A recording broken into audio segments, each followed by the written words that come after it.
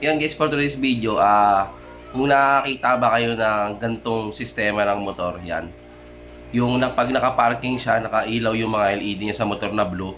Tapos pag magpepreno siya, mawawala yung blue, iilaw naman yung pula. Kumbaga nagkakaroon siya ng mga sequence ng ilaw pag nagbe-brake. Yan. Ito guys, papakita ko sa inyo, ito yung pinaka-proper diagram niya. Kasi marami gumagawa ito sa YouTube. Hindi naman sinabing mali, napapagana nila pero may posibilidad na may masira dun sa electrical wirings nila kasi nga mali-mali yung sistema ng pagwa-wire nila. Yan, eto guys, opinion ko lang to para lang din sa sarili ko tong kaalaman. Kaya sa willing lang din naman sumunod at nang gusto nang matuto, yan, panoorin nyo na lang. Yan guys, kung nakikita nyo, dalawang relay ang gagamitin natin dito. Yan. Unang relay guys, dyan nyo ilalagay yung accessory wire ng barako. Ilalagay nyo sa 85. Kumbaga, nandito yung positive, tapos ito yung negative. Tapos syempre yung battery, 30.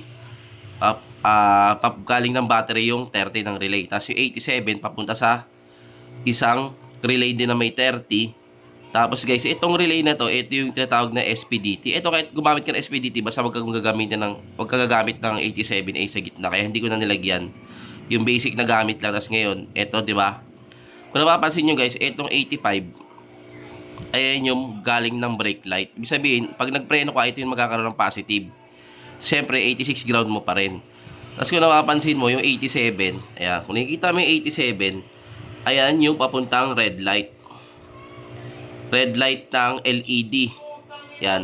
Tapos, syempre, di ba, yung LED na red light, may positive tsaka negative yan. Yan yung 87, papunta positive, tapos ground mo lang yung negative niya. Dito naman sa 87A, guys, ayan, papunta din siya sa LED na blue, positive. Tapos, negative. Yan. So, ngayon, guys, papaliwanag ko sa susunod na video kung paano gumana yung sistema na to. Ngayon, guys, yung diagram pa lang ang pinakita ko sa inyo. Yan, kung gusto nyo copyhin, pwede nyo screenshotan.